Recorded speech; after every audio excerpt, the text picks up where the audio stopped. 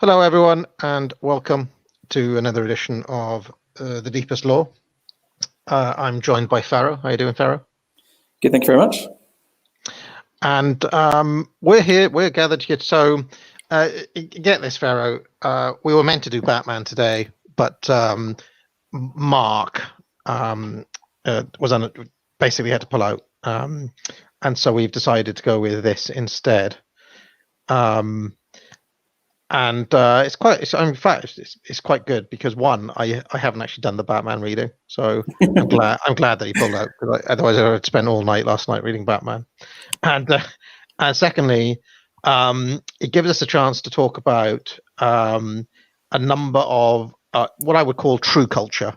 Okay, so just before we get going, what we're going to do today is we're going to be reviewing a documentary that Johnny Rotten made, Johnny Rotten of the Sex Pistols, and this is quite good synergy, with the last stream where I was talking about conservative strains in English rock. If you remember, I looked at the Kinks, I looked at the Smiths, I looked at Bowie, and I finished up looking at a song by the Sex Pistols. And lo and behold, years later, Johnny Rotten came out as, kind of being on the right. In fact, so did Morrissey, kind of. Morrissey supported Brexit, as did Lydon. Lydon's been in the news recently for wearing a MAGA T-shirt, basically.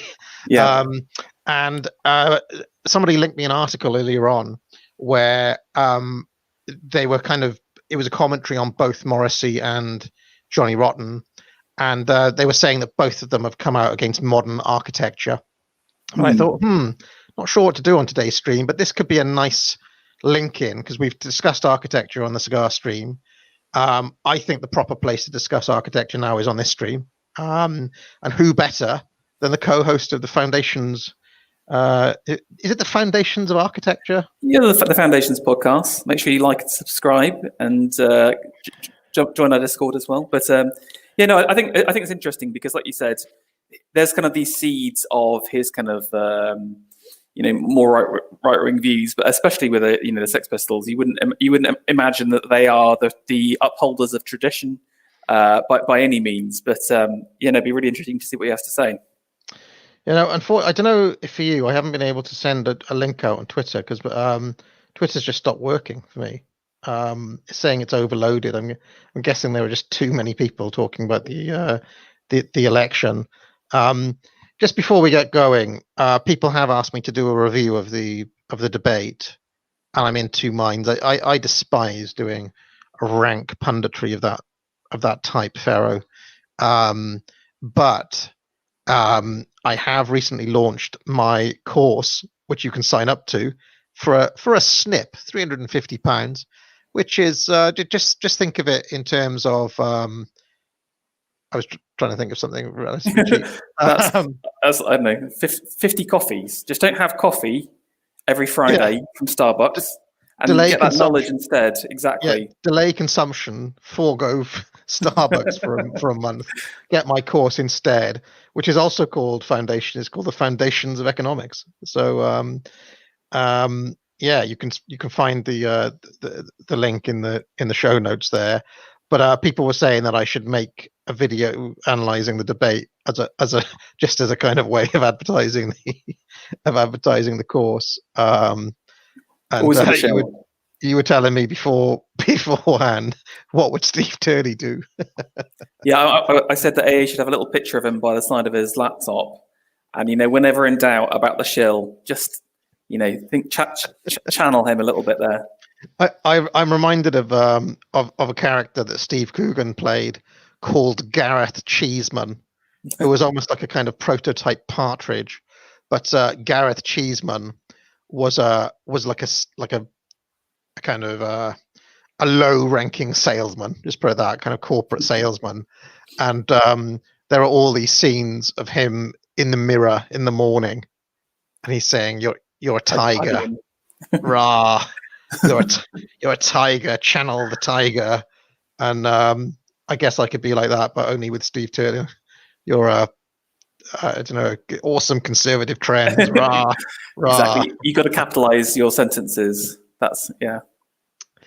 Yeah. I still can't get on Twitter. I've shilled it on the one Twitter feed, but I can't get on my main one for some reason. So yeah, if anybody's on, oh, there we go. It's come up finally. I'll just say that we're going to go live, and then we will hit Johnny Rotten. Here we go. Going live. You're probably a bit young to have watched Going Live with Field and Andy Crane. Going live now. Yeah, that was the Saturday morning kid show Going Live. Okay, so what we're going to be doing, we're going to be having a look at this. I'll sporadically stop to tell you to go and buy my course. People were suggesting, Pharaoh, that I get somebody else to do the voiceover because I'm such an unnatural shill that people always just say you sound awkward. What do you reckon? Well, I mean, if you can get Sarah to do it, just the synth power alone will sell out the course instantly. So maybe that's an idea. That's a good idea. I could get Sarah to do it. But then what would happen? Because Sarah's like, they'd be like, oh, why is he associating with this character? That's true. Yeah. I could get I could try to find somebody with a deep American bass voice, You have come to learn. Yeah, something like that. Okay, so we're going to be watching this. We're probably going to have to pause reasonably frequently in order to not to trigger some kind of copyright thing. But I think as long as it's a review and we're analyzing this, it's fine. So, before we get into this, any apprehension as to what you think Johnny Rotten might make of modern London? I think this was made like 7 or 8 years ago. So yeah. Well, I mean, 7 or 8 years ago it might as well be another time entirely. We've moved on, I think, so far. But I've got a little John Dee in my head right now, just saying that he's not elite enough to talk about it. John Dee would not tolerate a mere pop star to discuss art, and that's, I think, the. He sent me an amazing message earlier on saying, "At some point, I would like to discuss Picasso with no pissant interrupting me." All right, let's go. 5, 4, 3,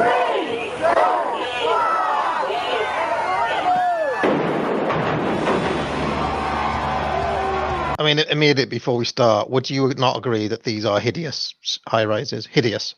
Yeah, I mean they're ugly, and also a lot of these 60s ones weren't functional. They would leak through, and so a huge number were destroyed because they didn't even function correctly.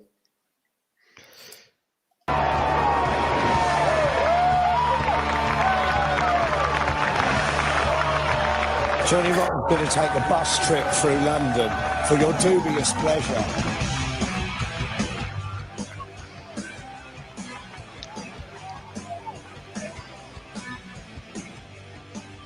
What do you think of his? What do you think of his kind of Cockney stylings? His working class. He's very much signalling.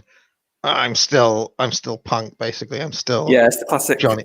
Classic tartan. And it's just like he's kind of like goofy as well, isn't he? But I do think it's a bit of a caricature when you see him like outside of his like persona. He's a little bit more normal, but this is definitely like properly, Johnny Rotten rather than kind of self-parody at this point. Do you reckon? Yeah, well, I think he definitely puts a bit of an act on, doesn't he? During these moments.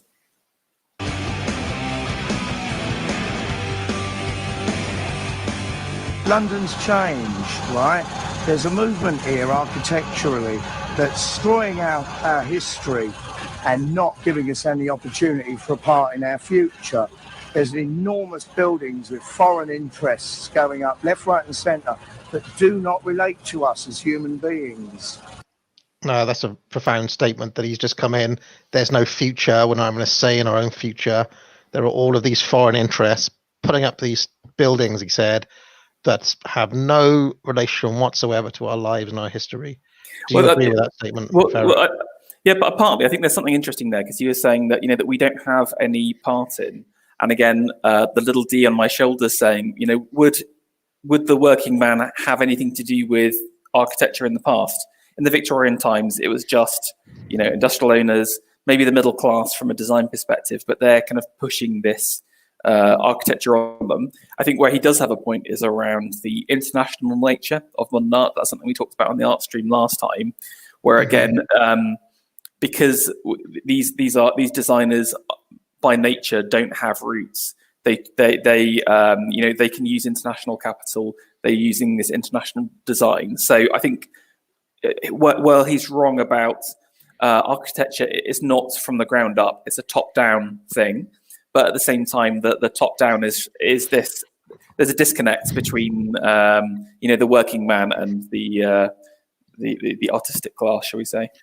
Well, I was thinking about this the other day because you mentioned the Victorians, and somebody posted London Bridge before it was knocked down. So the old medieval London Bridge. Yes, I saw that with the houses on them. Yeah, it stood for 600 years, and it had something like 160 shops on the bridge, much like the one in Florence, is it? Florence. Yes. The Vecchio, yeah. Which is amazing to walk down. But I didn't know that there was such a bridge in London. And basically, in 1831, this was knocked down, and it was rebuilt as the new London Bridge. But the Victorians, if you think about them, knocked a lot of stuff down, and they rebuilt London and basically the world in their own image. And because the Victorians were kind of a heroic mindset, if you want to put it that way, they were perfectly happy to just stamp their own. And these days, a lot of the things that we think of as being classic or traditional or whatever were basically things that were just built in the 19th century, not those things that were knocked down previously. So what's the difference between the Victorians doing that and these buildings here would be my question. Yeah, I think that's a really good point. And just to add to that as well, just in terms of style, the Victorians are surprisingly eclectic. They'll pull from Gothic, they'll pull from Elizabethan, they'll pull from Tudor. They're taking stuff from all over the place. And that's why, like you said, most of the stuff that you think is historic only dates back to the 19th century. I mean, what I would say is that a lot of their Victorian style builds on the past. So they'll take, Gothic archways, or obviously the Tower of London itself is like a Gothic-based building. So they'll take the ramparts, etc., but then they'll combine it in a new functional way. So, for example, obviously, you couldn't get a bridge like that in medieval times, for example, because they don't have the iron suspension and all that kind of stuff. So they're making it more functional, and also they are building on the design. So I think, yes, they do stamp on the past a lot, but at the same time, it's kind of like there's a lot more organic growth. While, again, in comparison to modernism is about doing the same, where we're kind of just leveling the past, but then you're putting something very foreign in its place that isn't tied to the past. Is what I'd argue. Now, I can see in the chat that there has been a super chat. Managerial Elite Toaster has come in and said Johnny Rotten is a completely balanced Victorian man. But Justine Brown's Bookshelf said their architecture, the Victorian architecture, was beautiful as compared with these kind of modern glass and steel monstrosities that have no connection to anything. They're not intrinsically beautiful, and they also don't speak to our past either. They're just disconnected, as Lydon is saying. I think there's something really important here around the connection between the elites and everyone else.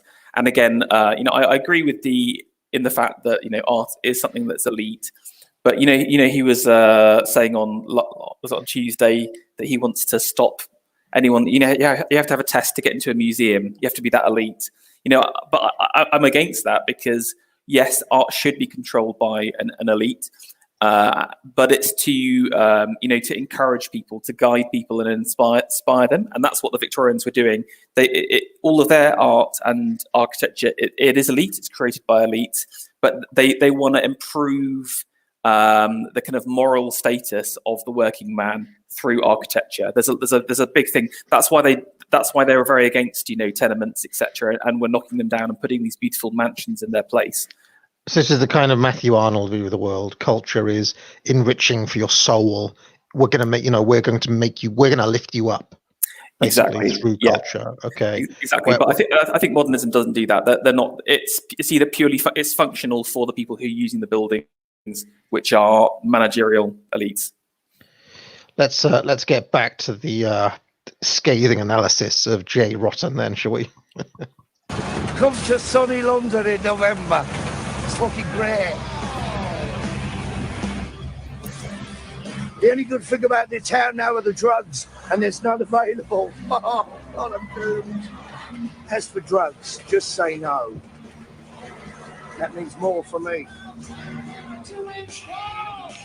I mean, is that an example of how even though we're saying this is a man of the right, he's still basically a druggie? Yeah, it's still being degenerational overall. Yeah, exactly. Yeah, but again, he can be right about one thing and then wrong about many others. So he's pastiching. I think he's taking the piss a little bit as well. Yeah, but some of I've seen Dangerfield in the chat. There's a spot of the old Johnny Rottens about Dangerfield, you could say. That's true. Yeah. All right, let's keep on going. That's Chelsea at sea. It's nothing but apartments. The fucking shopping centre. Shopping scheme. That's what that. Come shop shed. I mean, for a gig I wrote, Your Future Dream is a Shopping Scheme, I didn't really think it would turn out to be an actual reality. Maybe I was the catalyst that spurred this on, and it's all my fault after all. A couple of good things happened at the airport. The funniest thing was the... No, there is a question I have about this, right? Which is that, a purely economic analysis would say, well, if there's demand for housing, and residential areas in Chelsea, why not? And if there's demand for a shopping centre, why not? And in the very long run, you'd say, well, what is culture but the old marketplace where you could smell the spices and you could go and you'd see the truck and the barter and the even when you're visiting foreign countries, like the marketplace in Italy, where you can see all of the offal being sold and the old women with their shawls coming, or in the Middle East you can go to the bazaars. Isn't this the stuff of real culture? What's the difference between those things and this shopping mall in Chelsea that Rotten's having a go at? Yeah, I think there's an interesting point here. I think for me there's two things. I think firstly it's around how our ideas of value have changed.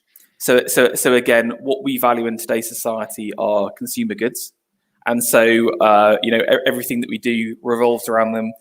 All of the demand that's created is for them, and so like you rightly say, property developers are going to invest more in buildings that help the sales of consumer goods. But in Victorian times, there was demand. Again, I think I was actually going around town the other day and having a look at some Victorian buildings, and there's actually quite a few like office blocks. Like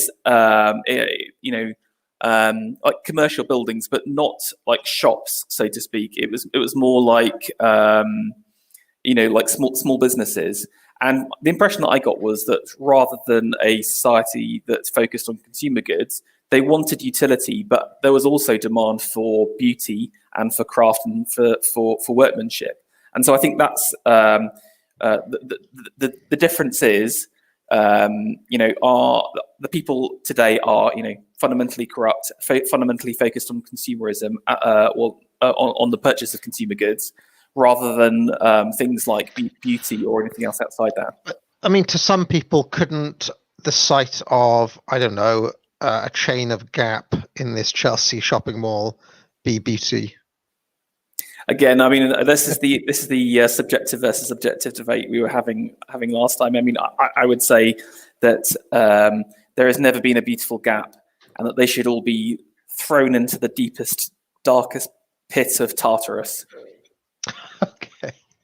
I mean, I'm not going to start making an argument for the beauty of your local chain of Accessorize or whatever, but I don't know. I mean, there are lots of people obviously like these stores, otherwise they wouldn't exist. They must sell things people want, right? Yeah. So, well, what I'm saying is, I don't necessarily have a problem with the property developers. A lot of those guys are just responding to the market. But what I'm saying is that the market's wrong, the market's corrupted, and all of the demand is for the wrong thing. We're all wanting, the next Westfield, the next temple to consumerism, when we should be wanting the next temple to God. There is another piece here around the actual elite class themselves, not even being able to, you mentioned around kind of, both the Spengerian idea of the autumn and winter. It feels like we're in there, like culturally. If I went to an architecture firm and said, make me this amazing, traditional building, they just physically couldn't do it. They couldn't even imagine what it's like. So there's something wrong with the people, but there's something wrong with the elite as well. All right, let's keep on going. At the passport control, the bloke was a Mohican. This I find amusing. How things change, and now a Mohawk is like an acceptable immigration officer. Life's strange, and it all comes down to it. He points out it's just hairdos after all, and that's why there's an alleged punk or whatever, and we're supposed to wear an outfit or a kit that, declared yourself as a punk. No, that's not what punk is at all, right? No uniforms, or all uniforms, but no rules. Accept the whole world. I'm Johnny Rotten, I love the Bee Gees. Not much, though. This is King's Road, right? Northerners would come down to see Chelsea, and they'd come along the King's Road thinking, Corby, so grand, we'll see the swanky clothes shops. And all it was Malcolm and Vivian in their fishnet tights, selling bleeding rubber tea hoses. Coming up is the beautiful sex shop of Malcolm McLaren and Vivian Westwood. It is currently called the World's End. And believe me, that's where the world ends. Boo, you fucking bastard. I used to live in the road over Gunter Grove until they turned it into a lorry freeway.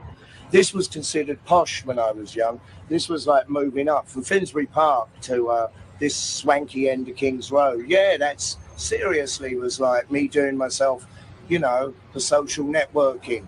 That's like 2 rungs up the ladder, I thought. No, it wasn't at all. It just meant I had to spend more money for less. But all my friends like to visit. We're heading towards London. Fabulous River Thames.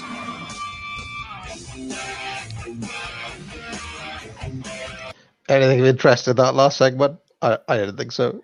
Not really. Well, I think there was something about the how punk has just been absorbed into capitalism basically, and like Johnny Rotten's idea of it is it's this anarchic, chaotic thing that can't be controlled, and now it's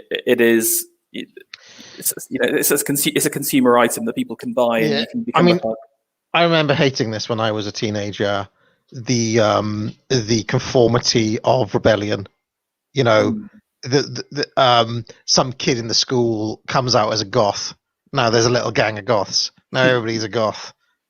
Some kid dyes their hair blue. Now everybody's got blue hair. I always hated it. I always thought it was inauthentic and rubbish, and to be sneered at. That was my default mode. But it's almost like wearing a badge, isn't it? And there's something about badge wearing of that style that I thought was tokenistic and rubbish. What about you, Pharaoh? Do you think this? Yeah, no, I think you're right. What Johnny Rotten tried to do was to create something that total counterculture, but it inevitably just got eaten up by society and turned into another badge that you can wear. So we're watching Johnny Rotten kind of come up against his own containment. The containment of his own anarchism has just been entirely co-opted and sold back as conformism. He fought the law, but then the law won, basically. Yeah, it's interesting, isn't it? But I also, at the same time, I also despised kind of attempts at naked individualism as well. So I despise the conformism as a teenager now, but I also hated like the kid who wanted to be different as well. So it's kind of swings and roundabouts. You know what I mean, though, right? Like everybody likes this one thing, so my thing is going to be this. Yeah. It's just. Yeah, I mean, so it's I don't know, but both sides of it were disgusting to me as a teenager, and I'm not sure if they have stopped being disgusting in any way. Although, as a person myself, I think I'm more towards the latter person. So it's more like self-hatred, I guess, or self-loathing, the person who tries to be different, versus the conformist. I think I've always been the latter of those two archetypes. Yeah. This is it, the River Thames. Look at that ugly fucking building. Look, it looks like two testicles without the willy, doesn't it? Right. The only good thing there is the barges on the mud bank. Do you agree with his assessment that building is gross? That building on the Thames? I mean, it was quite low JPEG, but it's just like another classic, boring, modern building. But again, if you go to the bridges in London, that's some of the best views. And again, all of the best buildings are traditional ones. Any of the kind of newer ones just they look out of place, or they look like they could have been from any country any city in the world. But if you've got a view of St. Paul's, you know it's London. There used to be a hell of a load of drug dealers that lived on these barges here. It's not for me to cast aspersions about that sort of thing, but there used to be some good wild parties there, but that was 30, 40 years ago. Hello, poor people! It was a kind of a turning point from when I came up to this side of town, because the swinging 60s had just about died a death, right? But everyone wouldn't give up their long hair and their Rod Stewart perms. And there I was at my bright green carrot top. And it was a clash of culture.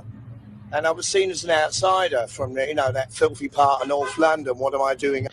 I mean, thinking about it that way, was punk. I mean, we're going into music analysis now rather than architecture, but I have thought about this before. Was punk a counterculture?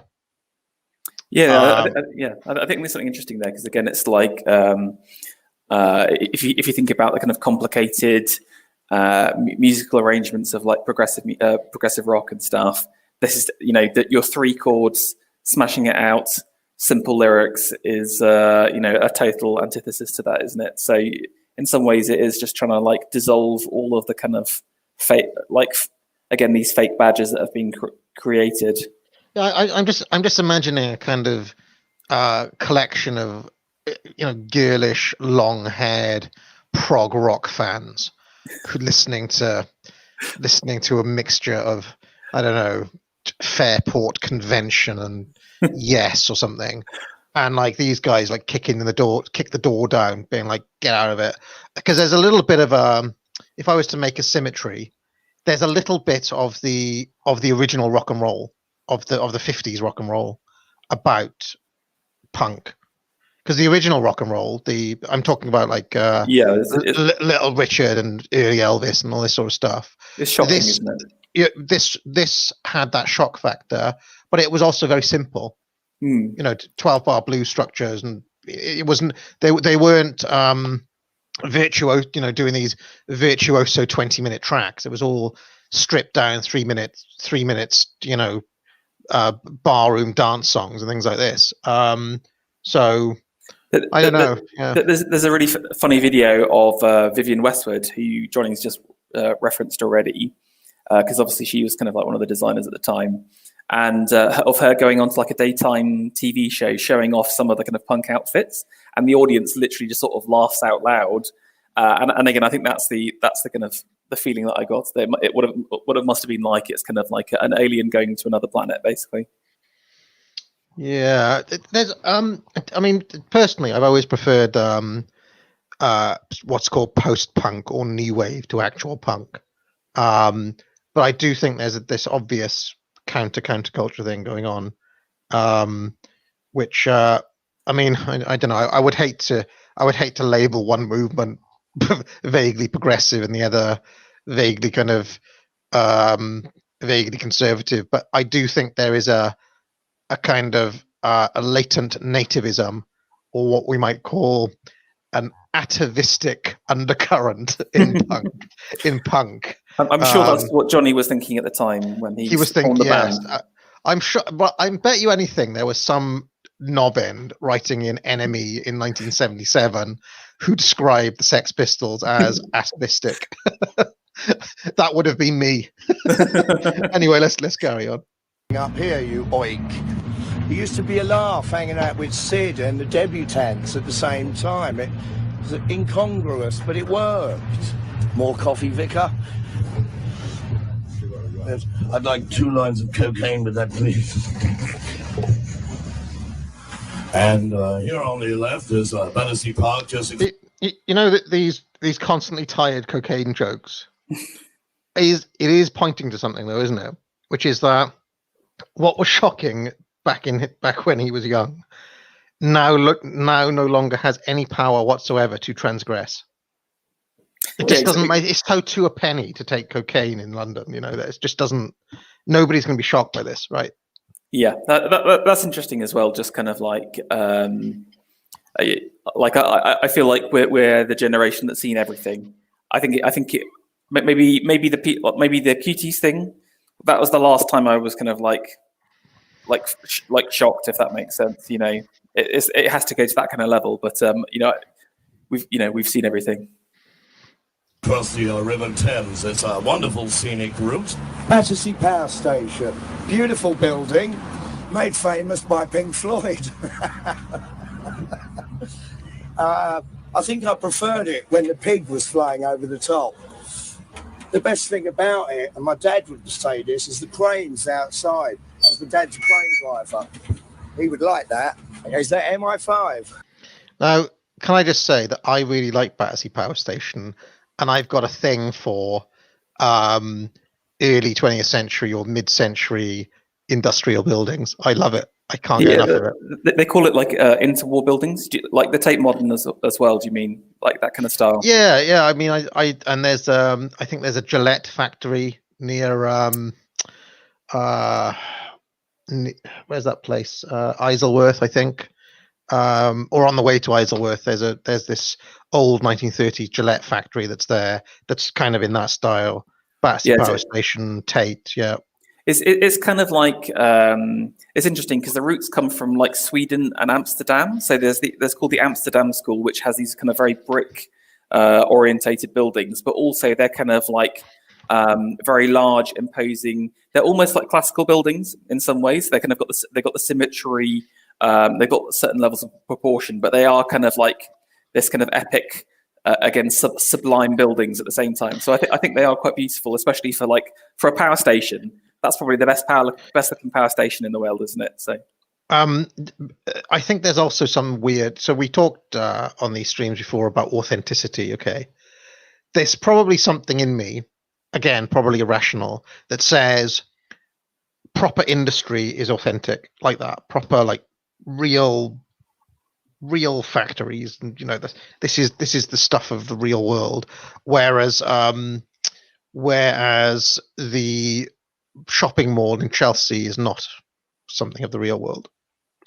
I don't know why. That's just something that I feel. Whereas to another sensibility, some of the, you know, somebody like a John Ruskin or whatever, maybe he would have thought the factory was a monstrosity and that the real authentic life is some watermill in the Lake District or something like this. Yeah, you know? I mean, yeah, he would have certainly not liked the Industrial Revolution as a whole, but I think he appreciates a beautiful factory at the same time. So but I do get what you're saying about there's something more authentic about. I don't know whether it's the tangibility of the working good. But what's interesting is how people have sort of wanted to jump onto that. So, for example, Battersea is now being turned into apartments. That's so wet. That is not good, though, is it? I like it as a factory. I don't want to turn it into apartments, for God's sake. That's wet. It's interesting. It's like people want to sort of buy that authenticity. Do you know what I'm saying? down my neck of the woods, there's the Walthamstow Dog Track, which is like a famous greyhound racing place. And again, they've kept the facade, and then it's been turned into flats. So again, that's where Blur's got the picture of that dog or whatever. That's Walthamstow Dog Track. But again, it's people trying to buy slices of authenticity through where they live. So I think it's interesting. So let's carry on going. Yeah, but they're trying to buy it, but in the process of, they've kind of made it all postmodern and aesthetic, basically. So it's like the that vogue of naked brick that was in New York for ages that came to London. When you go to the from the East Side apartment kind of thing, and now you go to Byron for a £12 burger, and it would look vaguely like a factory inside. This is the sort of aesthetic. It's that the badge wearing, isn't it? I go to a place that is so industrial, But here's the thing. Here's the self-loathing, Pharaoh. I still would go to Byron and have the £12 burger and quite like the aesthetic. But I secretly hate myself for the same. I'd also hate the fact that it's not an actual factory as well. So I don't know. Those boys know all about me. For years and years and years, I couldn't get visas to live anywhere else but England because they wouldn't shut the file on me, and it made life very, very difficult. It's only last year I got a proper visa to stay in the US, and now that I've got that, I'm not sure I want to stay there. I think I liked the aggravation, but it's bizarre how. Did that letter accuse him of moral turpitude? I saw that because obviously he was quite insulting to the Queen, so I'm pretty sure she took a hit out on them, so to speak, culturally.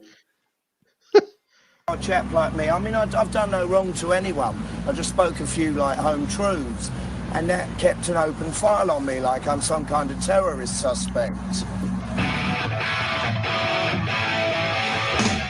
It's really compromising for me to say I love London, because I looking around, I don't know what it is I love at all. It must be just the people. I don't think I could have written the songs I wrote unless it was in direct relationship to human beings. You can't just think up anarchy in the UK one morning over coffee. It's about struggling through the market at 6 a.m, for a bit of cack. Upper Street Market. No, is it? This looks like footage of London from the 70s, not from 2008, 2009. Yeah, surely. This doesn't exist anymore. Like if you go to Borough Market, it's just hipsters there, or the Flower Market in the I mean, as a fan of Disney's oeuvre, I was very excited to go to Portobello Road. Oh yeah, it's in Bedknob and Broomsticks, isn't it? Yeah, it's just streets where the riches and ages have stowed. I mean, it's just full of hipster cafes. Yeah. There's nothing there. All of this is gone. All of these guys have just moved out to Essex. If you go down to Essex, you'll find markets like this, Tom. So my experience of going to Portobello Road was literally going to this place called the Electric. It was called something like the Electric Restaurant or the Electric Cafe. And what did I eat there? £12 burger with a brioche bun. What a disgraceful human being. Lovely place. You could buy broken plates of china there for 20 quid a whole set with one chips. You see, why do we see, in my mind and in your mind and everybody watching this is the stuff of real culture. But the Gap store in the Chelsea Mall is not. Why? Why do we feel this way? This is what I want. This is my question. What's your answer in the chat? Why do we feel? Do you feel that? I feel this is authentic, real culture. Do you, Farah? Do you agree? I think certainly more than the Gap. I mean, all I would say is that, again, the Gap is an international corporation that has no roots, selling you styles that other people have decided for you. What was the Bernays stuff you were talking about the other day? Was it like Little Dictatorships or something? Yeah. Propaganda, the little dictator of your taste over trouser style or whatever. Yeah, exactly. You got an international dictator in every shop. So, this is organic and real. Yeah, that's what I think. All right. Salsa, hence the discount. Clip, my whole early life, I don't think I knew anyone that didn't have chipped teacups. You know, now that's considered, you know, ill health and disease spreading. Architecture does matter, but architects, I think they might be the problem. They cause these dilemmas. Agree. Architecture does matter, but architects are the problem. This is the anti. Currently, yes. Like I said, I think it's the two issues. It's the demand and the ability. And again, even if I asked an architect today to make me something epic, they wouldn't be able to do it because they're just so so corrupted, and so they've just lost all of their ability to do anything beautiful anymore. Let's carry on.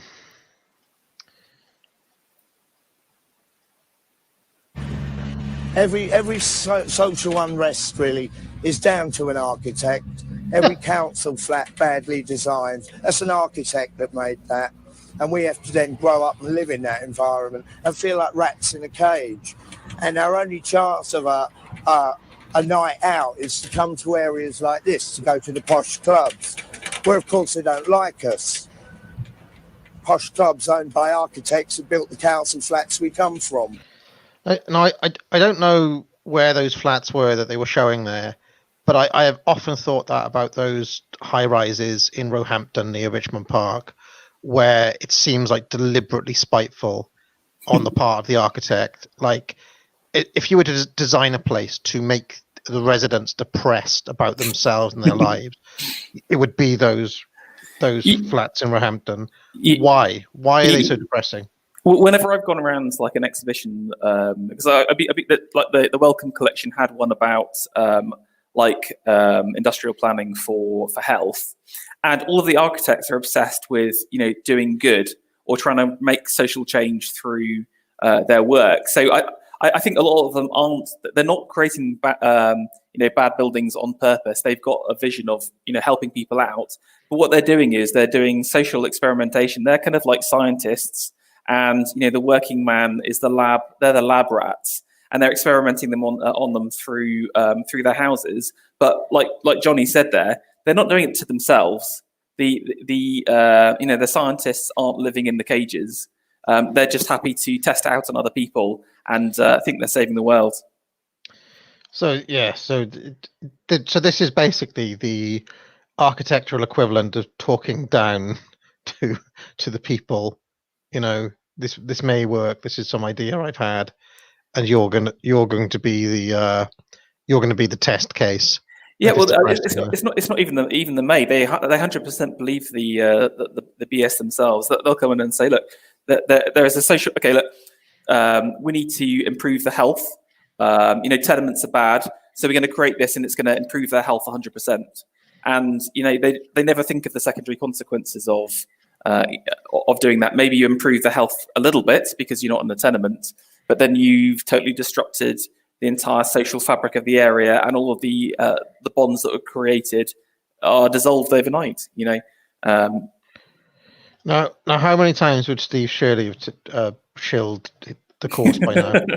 Several. I think you've had enough of a break to do it. You should sign up to my course. It's fantastic. It'll teach you everything you ever need to know about economics, or at least get you started on the journey.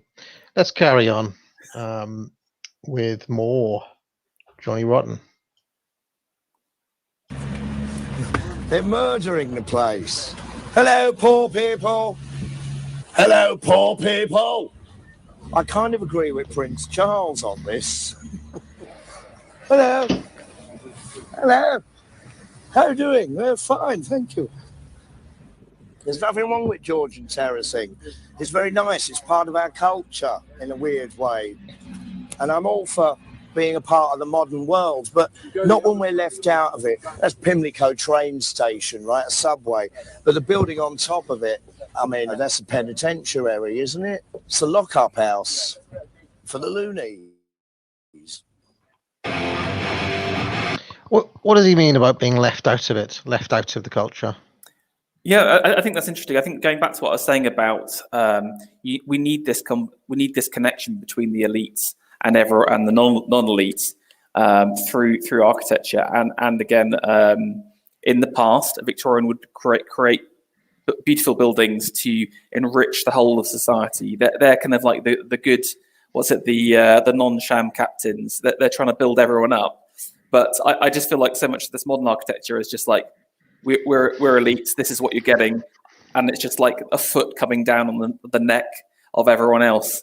They don't care about anyone else at all.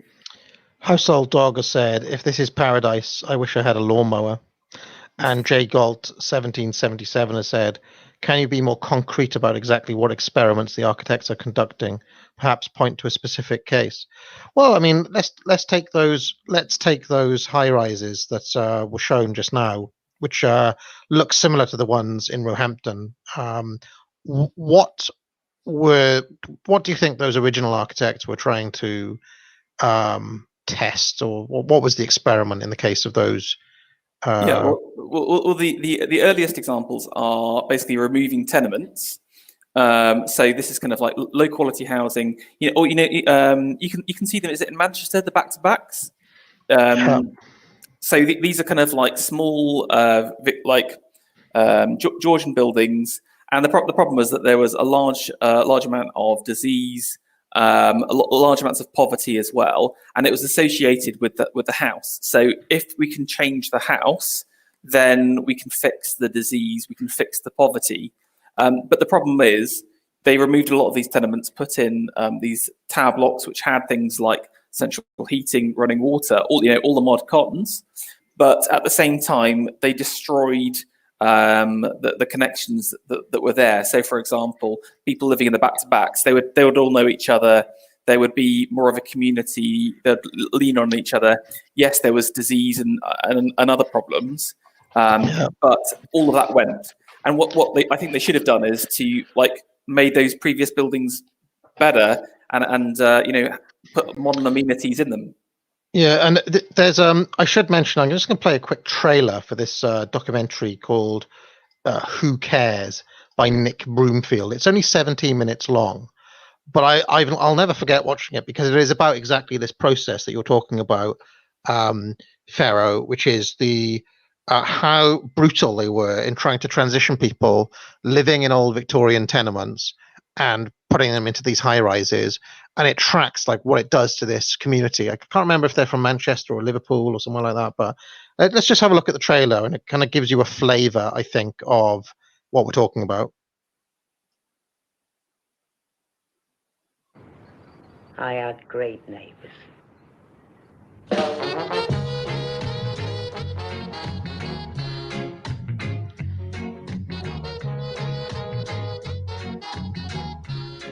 It was a sweet bit to live in, I'll be truthful. When I come to live here, you could leave your doors open and you wouldn't miss a thing.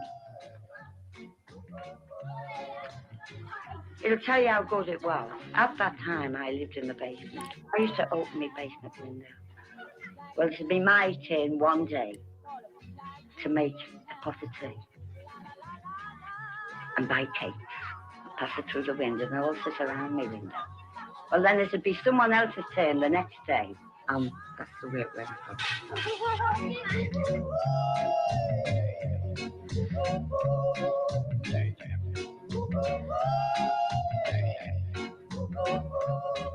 When we came under demolition, we were all under the impression that it wouldn't have been too bad because we'd have all been together.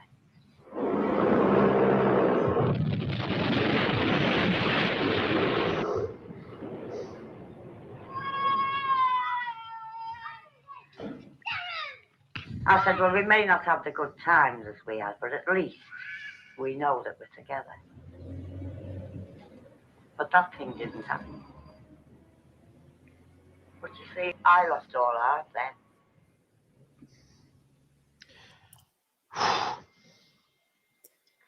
It's sad though.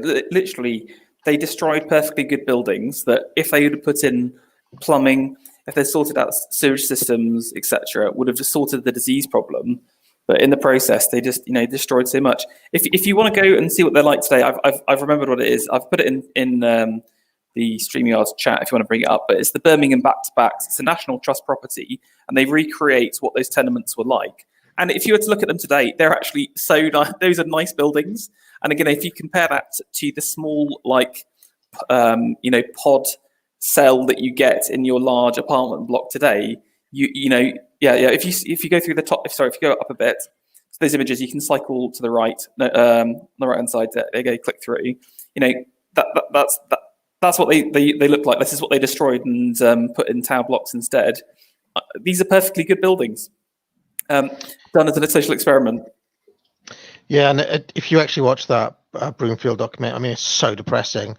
They do follow that old woman, and literally, she goes from a situation where she was having conversations with her neighbor who she met every day, that they'd all be out in the street meeting with each other.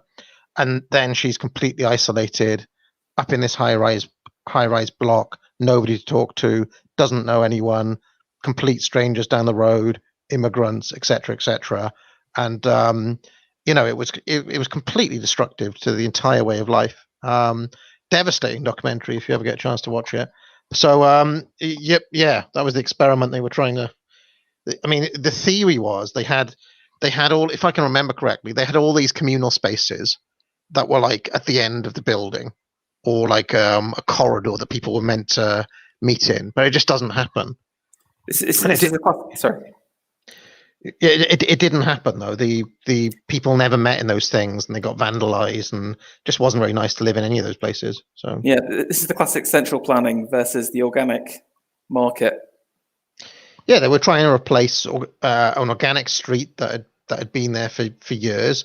The street, literally the street I was talking about in the Kinks songs last week, the Autumn Almanac, that Ray Davis was eulogizing. All the people I meet seem to come from my street, and I never want to leave it until I live to be 99. That's the lyrics of that song. But of course, they literally by force crushed them, as we saw in that Broomfield documentary. Let's carry on. Houses of Parliament, my God. Hello, poor people. Hello, poor people. Nothing but cunts in that house. The cunts are in the house. I used to think voting might change something. I learned it don't. They're all a loss. Labour, Conservative, Democrat, Republican. Got to get rid of the whole lot of them. They're all liars. They're dirty old men, and they're usually what? There's at least 2 a year caught for some kind of child buggery. Absolutely based. I mean, yeah, I think a lot of people would agree with those sentiments these days. They're worse than the church, politicians. Probably the same people. They all end up wearing dresses. Where's all the police?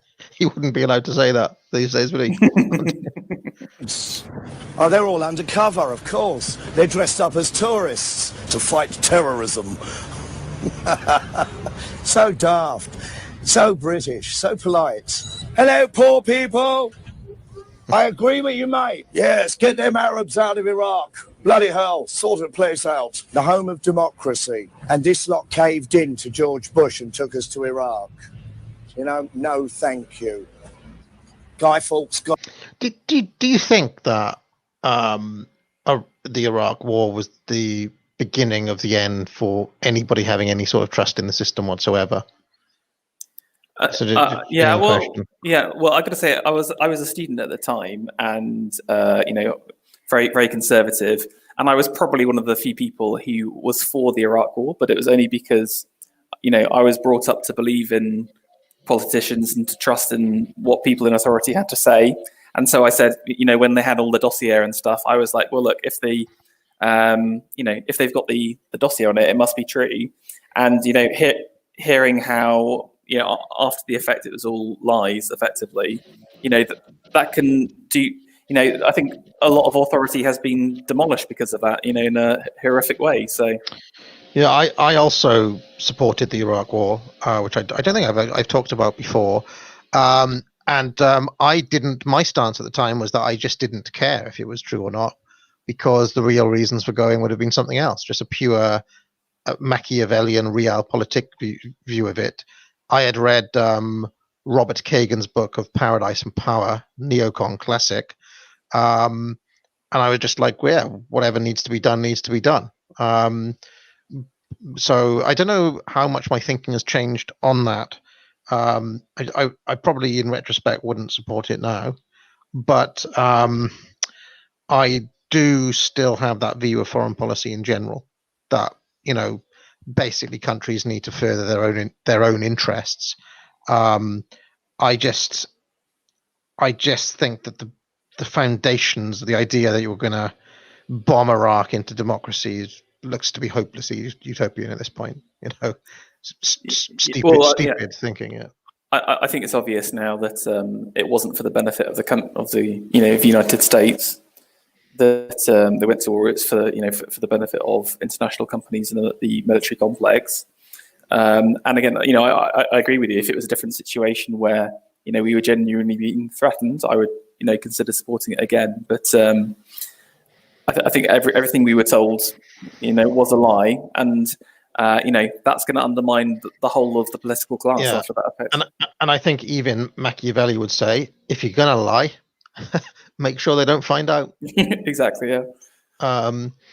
Yeah. A couple more super chats here. Household Dog says, I know what you mean about authenticity. Last year on my UK trip, I drove 80 miles to Stonehenge.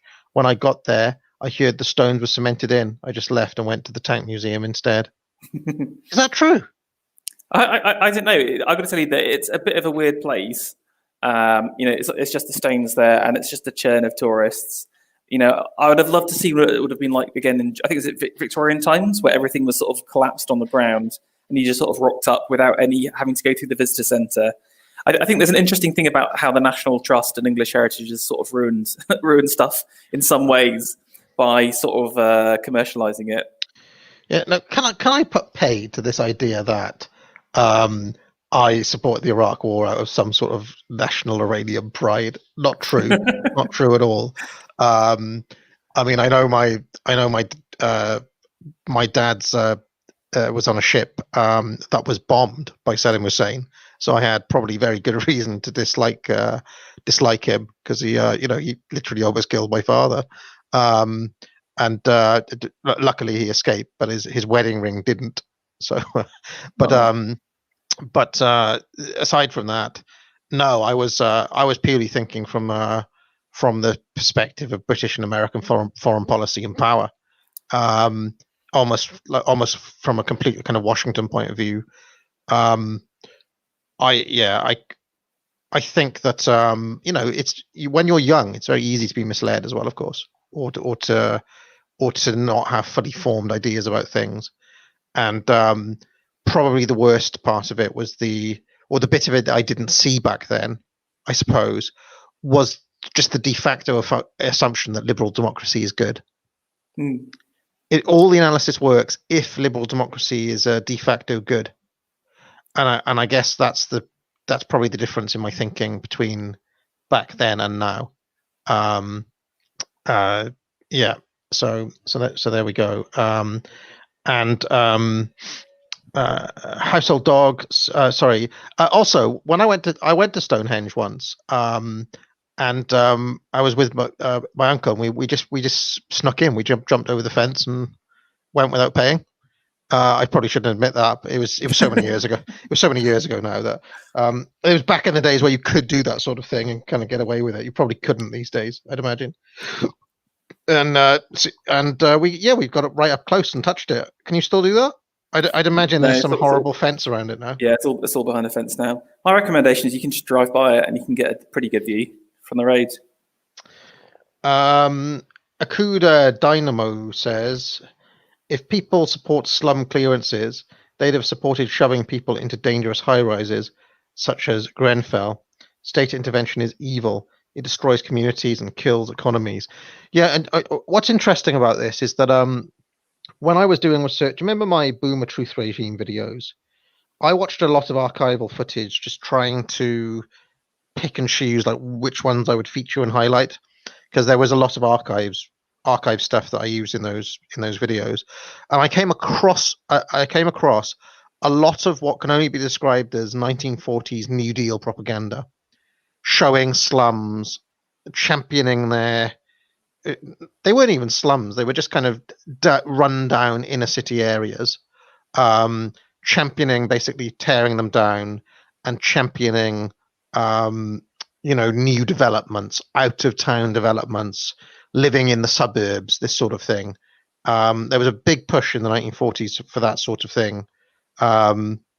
It's interesting the different manifestation of that came here, because I think in America it was much more go to the new suburb and the new mall, the out of town mall. It was that idea, whereas in this country it was the high rises, probably driven by geography if nothing else. There's something interesting here as well, because there's sort of two phases. There is the kind of garden city phase in the 30s and 40s. You've got Metroland, etc. And I think that's some of the best quality buildings in London are like done in the 40s. But those are all new builds and new communities in new areas. And again, I think it's a lot more organic when you see how they did it. The planning is better. They're not trying to, again, just force a social experiment on people. They built the houses and then the people came, as opposed to, we're clearing out your slum, you've lived here your entire lives, but we're destroying your community, and then we're forcing you to live in this place where you'll be totally atomized and non-connected with anyone else around you. Before this stream started, I did not think it would result in people comparing me to Oliver North in the chat. So Bubblegum says ANCAP is better than Judea conservatism. Changed my mind. So there we go. Well, I don't know what Judea conservatism means, so I wouldn't be able to comment on that. Yep. Let's carry on then.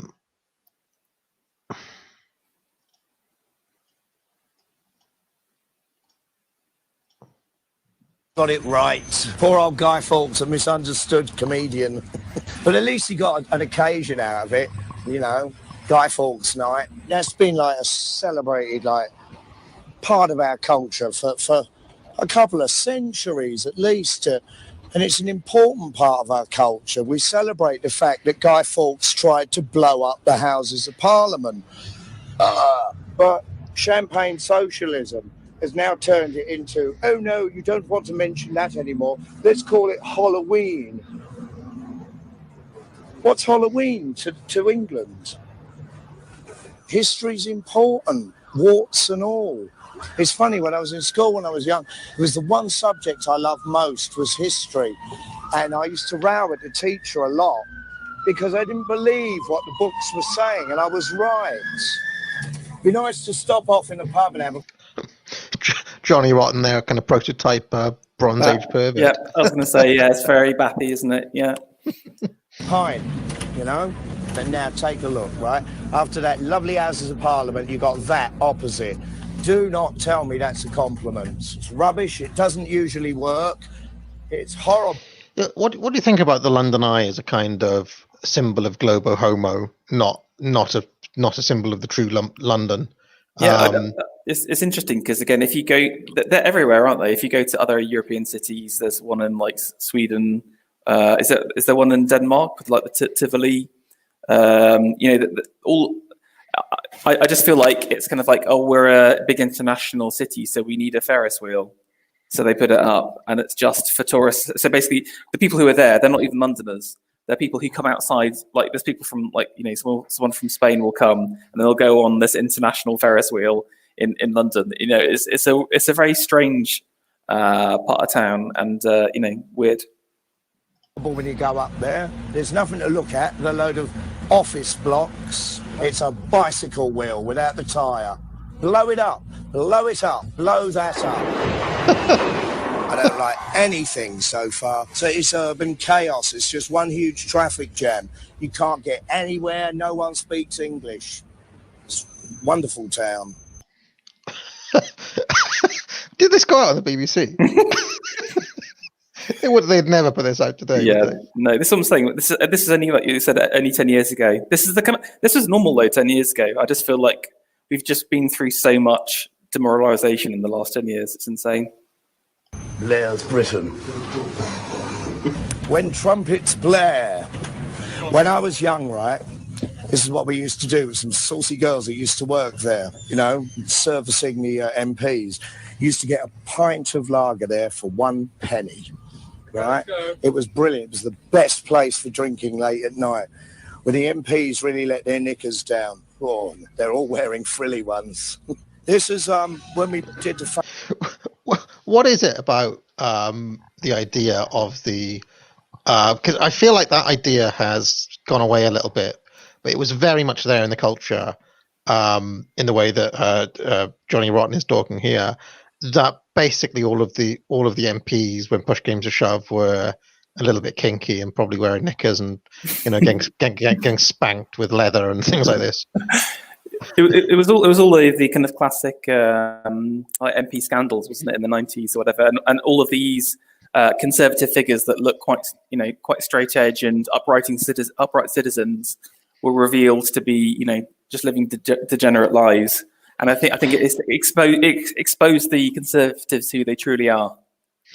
I want to say Hitchens has got a bit about this somewhere, saying that the ruling class never really recovered from these lampoons and these kind of, you know, once you believe that your ruling class are basically a bunch of degenerates, it's difficult to recover from it, essentially. Yeah, I think it's interesting because if you see, have you ever read Huxley's Point Counterpoint, where he's just No, he's just basically slamming the upper class for basically being degenerates. They're kind of going to like orgies and all that kind of stuff. But the key thing is in the 20s that no one knew that was going on. But what Hitchens is saying in the 60s with the Perfuma affair, etc., and beyond there, all of the kind of elite class are just exposed to living these absolutely degen lives, and then unsurprisingly, the middle and the working class just say, "Well, why don't we do that?" And this is why I think, you know, in the American context, probably the Bill Clinton business was a turning point, a much culturally more significant thing than probably anybody gives it credit for, because that was the moment where it was like, yeah, the elites are degenerate, but like, who cares? That was a mess. Nobody cares, right? And now we're in you know, in 2020, we've got the unmarried prime minister, serial womanizer, you know, kids with different mothers, you know, in Boris Johnson. Nobody cares, right? Nobody cared. Yeah, there's no heroes anymore. You know, a hero is a figure that, you know, is totally moral, and you know, because we know the truth about the current elites, we have no heroic figure to focus onto. So, all right, let's keep on going. Famous Sex Pistols on the river and the Jubilee. This is where the police started pulling us up, right outside the Houses of Parliament. It was supposed to be an amnesty of 36 hours, all pubs open, everyone partying, unless, of course, you were someone like me. They chased us down the river, arrested everyone, but I managed to get off because some very nice policemen, they were looking for Johnny Rotten, asked me where he was. So I quite happily pointed out to Malcolm McLaren and Richard Branson. I was ever so pleased to see them carted off. I'm no grasser, but when it comes to fucking up Malcolm, he's over there. It's everywhere, right? And it's pervasive. I mean, that's a roundabout, right? And they plonk that in the middle so you can't see the other side. That's the IMAX theatre, isn't it? Yeah, it's an absolute eyesore. I saw Avatar in there, in probably what was the nadir, looking back, probably the nadir of my life. I just didn't know it at the time. Imagine me in 2011 or whatever it was, sitting in there, eating popcorn, watching Avatar with a pair of 3D glasses on. Almost, you can just imagine me being laughed at and mocked as a you know, by the gods themselves. What a pathetic figure I was sitting there.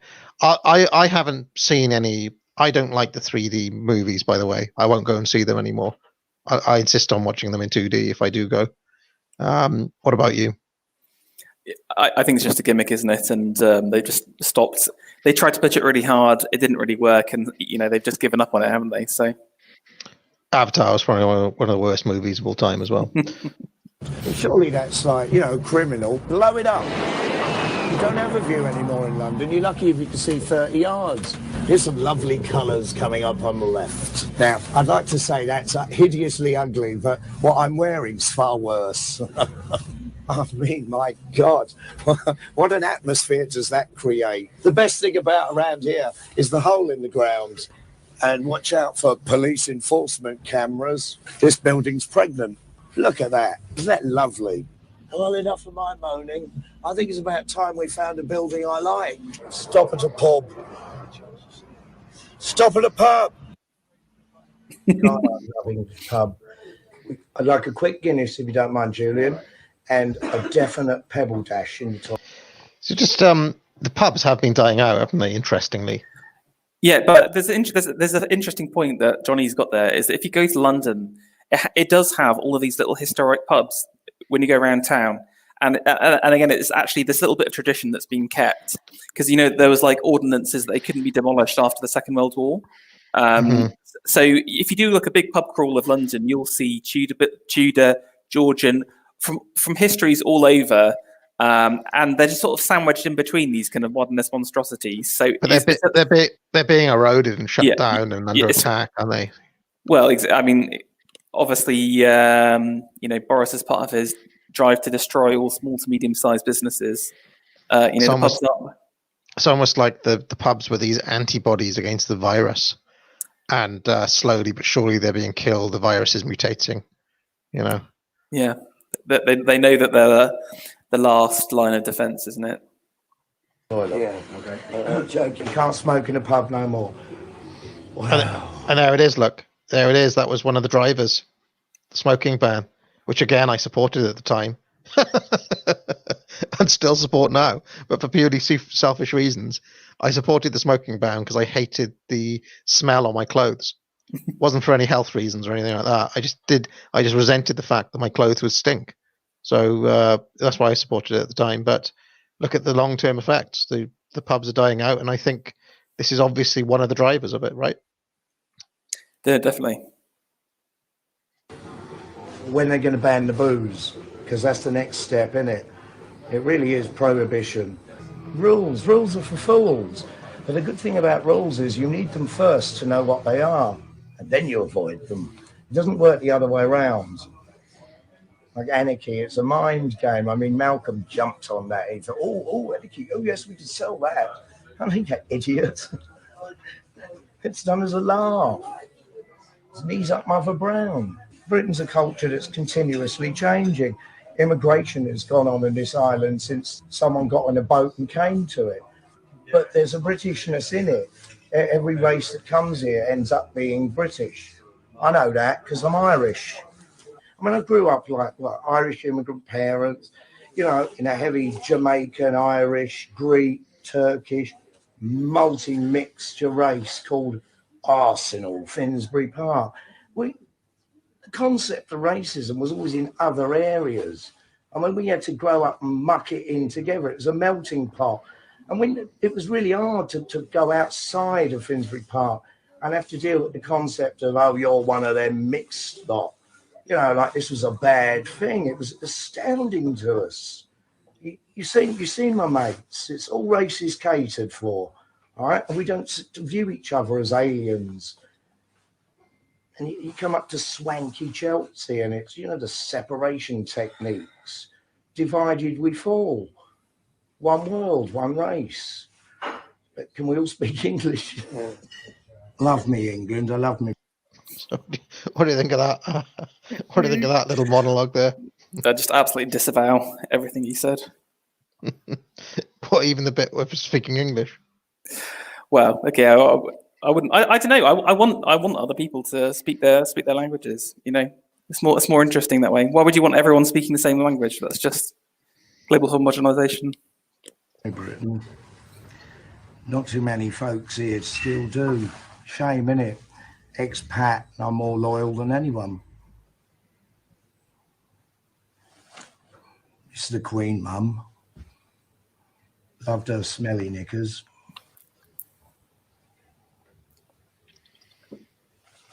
Now you may add your insults. I ain't got none. That's what England's become. Fags outside. Well, maybe that's the right choice. This is what being an anarchist gets you. Hello. God bless. How's the cricket? Good for a laugh. Is he just drunkenly abusing people? Just awkward conversations in the pub, harassing the staff there. Any chance of England winning anything? That meant no. As you can see, I'm still as popular as ever. Everybody wants to sit next to me. 30 years of fame doesn't do you any good at all. It's consistently trying to rob you of your real personality. This is like midday. and we're in a dodgy pub in a dodgy area, and I don't know anyone around, and they're all shy. It amazes me. I mean, I grew up well known as a shy bloke in London, and now I find I'm not shy at all. They've all become what I thought I was. You know, Anarchy in the UK was a desperate cry for attention. I mean, are they shy, or are they just like, are they shy, or are they just kind of reacting naturally to drunken bloke shouting at them in the pub? No, I think he's got a point, because again, if you go back to the kind of 50s or whatever, where again you're working man on the streets, that they'd have a conversation with someone else. But now, if you were to speak to someone else on the tube, you'd look like you're a mad person. Do you know what I'm saying? So. Yeah, but I struggle with this when I've traveled a little bit. I've been to whenever I've gone to America, especially the South in America. You're in a lift or something, going up to your hotel room, and there's another guy there. Hey, how you doing, fella? What? I mean, so I've had some pretty awkward moments in America due to their general friendliness. So I'm not sure. I always thought that there's a kind of, part of it is just kind of classic British reservation, is it not? Well, I think that's middle class reservation. I think like the London working class, again, like people in the tenements that we saw, they just have a chat with anyone. But again, you don't get that at all in London anymore. There isn't like groups of people. It's just everyone living their own little separate bubble lives. Hey, howdy, fella. Where you going today? How about leave me alone? No, I'm joking. Yeah, okay, let's carry on.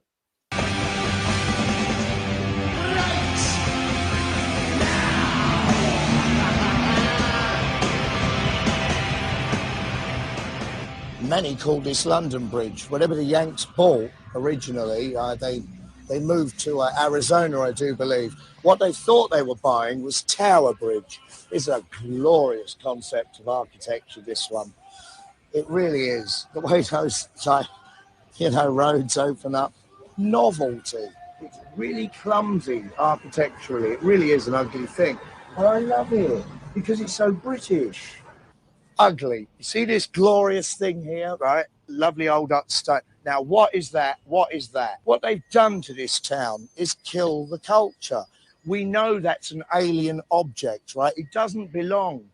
And you cannot see that lasting, say, what, another 100 years? There's no chance of it. None at all. And that look at that. What's that?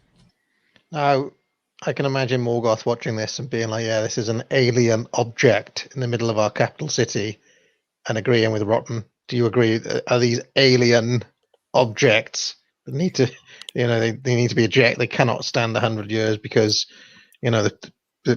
it's just doesn't belong here. What do you reckon? I don't know if I go so far to say they're kind of like totally alien objects. We they're obviously human, but it's kind of like they're just not British, and I think there is a really interesting point about them not having any staying power, because to maintain a building you need generations and generations of people to want that building to be there. So say, for example, if someone wants to knock down the Tower Bridge, for example, there'd be outrage. And if you did that in 100 years' time, there'd still be outrage, because there'd be people wanting to preserve that. Now, in 100 years' time, if someone wanted to knock down that was the City Hall building, I think, wasn't it? You know, I can't imagine anyone coming out and saying, "Oh, I love the City Hall building." And so I think that's where, you know, some of the more traditional styles have that staying power, because they connect with the people. The people want to preserve them, and they'll make a fuss when, you know, when someone tries to redevelop. And actually, interestingly, there's been a huge wave of 50s and 60s buildings being destroyed. And I saw an article in like an architectural gazette talking about trying to preserve some of the kind of 50s and 60s architecture, because it was all being destroyed because no one wanted it at all. So we're already seeing this, where you know, a lot of the stuff we're seeing in the last 10 years is building on 50s and 60s plots. All right. Well, okay. I can see there's a few super chats come in. Someone says there is an anime on this called Speed Grapher. Okay. That's Bubblegum Gun. The Wooster says, I used to fervently be against the Iraq War, but now I see it as an effective way to keep oil prices down before the shale revolution here in the US. The thing is, you didn't need Iraq to do that, because Saudi Arabia produced so much oil compared to everybody else that they effectively control the price of the oil. They can flood the market at any moment that they want to make the prices low, as they did earlier this year with when you know, when the lockdowns were happening, COVID and so on. I believe Saudi Arabia responded essentially just by flooding the market even more. So there we go.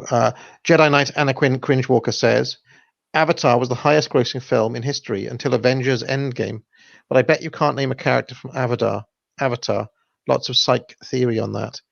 No, I can't name a character from Avatar, can you? Can't think of a single one. No. Sigourney Weaver, was she in it? Sigourney Weaver was in the film, right? Yeah. I can't name an actual, like, character. Yeah. Let's carry a blue-faced man. A lopsided fucking scooter helmet. It's ugh. It's wrong. Blow it up. I can't relate to this modern shit. I don't think anyone in the world can. It's corporations telling us that we don't count anymore, that they own our world and we merely exist at their pleasure. There'll always be a... Do you think that's true, that there's a message from the Gherkin coming, like, we don't care about you and you live in our world? Kind of an interesting way of putting it. Yeah, I don't know if they're intentionally doing it, if I'm honest with you. Like, I just feel like there's more kind of like they're just in their own little bubble and don't feel like they have a responsibility to the place the other people around them. They're just kind of like, well, this is our thing and we're doing it for us, and screw all of you guys, basically. I don't know if that... Sorry. Almost like a kind of parasitic insect that's decided to build a nest in the middle of the city. Yeah, I think that's a much better analogy. I think they only care about it when it's disrupting their, planning permissions, etc. England. There will always be in England. Hello, London. How the fuck are ya? Hello, Polish workers. Welcome to Blighty. The drinks are on me. Now, down there, right, Isle of Dogs that way, here, and they turned the Isle of Dogs, which was an incredibly hardcore working class area, into yuppie apartments. But you know what? You can't take the working class out of it. It doesn't matter what they turn it into. The Isle of Dogs will always be our kind of people. The Tower of London, a fantastic old structure there, but for the grace of God, I'm not locked up in tradition and history, as opposed to this glass thing opposite, right? And the excuse for this building is, the glass work reflects the traditions and at the same time represents the modernity of the future. No, that's an ugly looking thing with a lot of pipe work.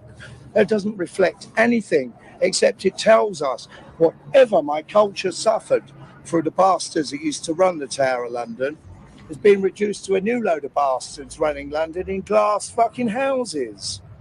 You know? Can we just stop there a second? Sorry. I think there's something interesting about the linguistics of describing modern architecture, and how like he was imitating the kind of over the top, overly complicated ways of discussing the architecture, while he's just like, the Tower of London is a beautiful building. It's just something it's just simple as, and I do think there's something there. There's an entire syntax for bullshit.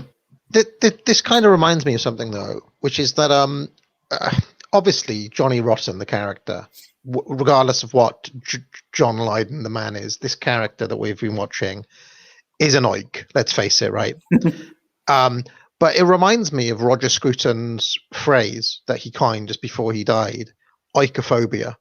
In that book he wrote about Brexit, he said that there's been a rise of something in Britain called oikophobia, which is basically a kind of a looking down, a fear of somebody like this and a man with his attitude. But what strikes me watching him is that his basic sensibilities are pretty much the same as Roger Scruton's when it comes to this issue. Do you see what I mean? Like it's pointing to, well, beauty and truth on the one hand, and this modern fakery or something. He can smell something bad in it, something inauthentic and rotten and alien in these things. In exactly the same, he may be using different words, but it's the same sentiment that comes from a Roger Scruton. Then there is that curious connection in a way between the oiks and the likes of the men of high culture like that. Yes, the bell curve meme. It's the midwits in the centre with a fancy words pretending that they're smarts. Basically, I think there's a truth to that, where there is just an inbuilt sense of beauty and an understanding, or like they can't. The so-called oiks can't necessarily articulate very well why they like something, but they just know they like it, and I think that they have a good radar for that.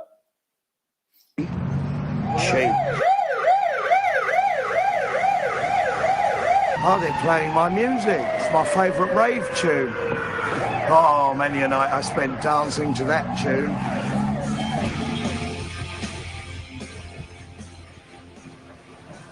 Look what horse's arse London's become.